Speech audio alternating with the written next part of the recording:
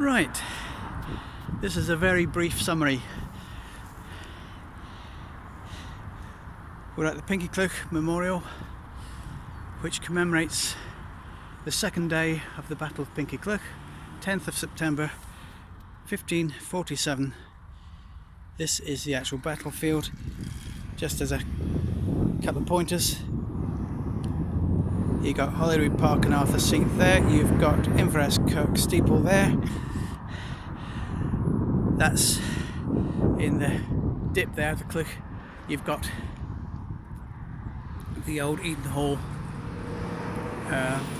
psychiatric hospital. You've got the Firth of Forth, Leaden Hills behind it. That's Pinkie itself, and the English warships would have been firing their cannons straight at the Scottish army amassed on this field here, and the English cavalry would have been charging from this direction without their armour on, because they hadn't got the time to put it on, and it would have been utter slaughter. So this is a memorial plaque next door to this information board. So this is the fourth information board, and we're here. I've done a wee video halfway down the battlefield about there.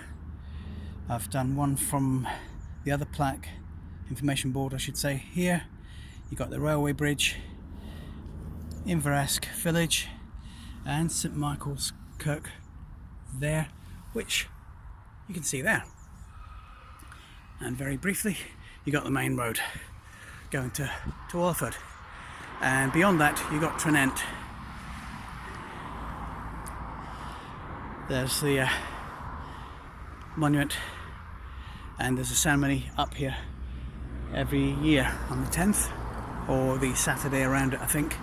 Now this is a recent addition by two local ECA artists.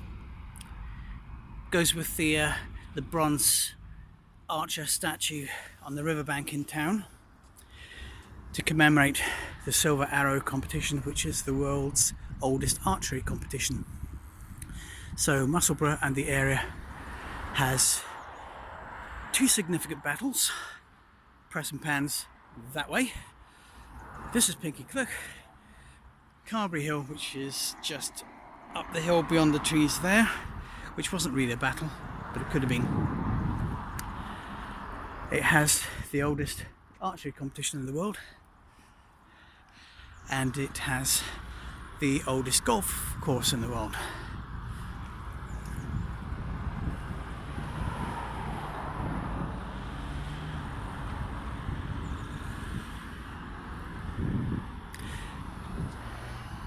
Now there are several arrows, probably I think there's 14 stops on this trail and 12 actual arrows, stainless steel arrows to find. I've not found them all. There's one supposed to be up at the Kirk.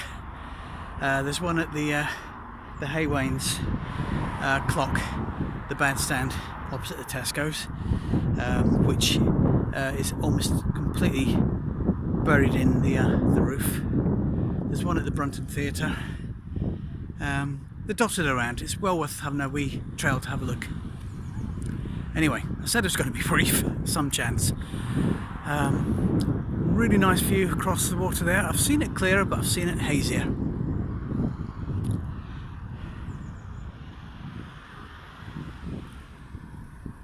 I'm off on my bike again. I'm not going to cycle to the Press and Pans battlefield, but the new housing here, St Clement's Wells, it was an 18th century independent distillery. It might have some remains somewhere buried underneath all that lot, but I'm not sure.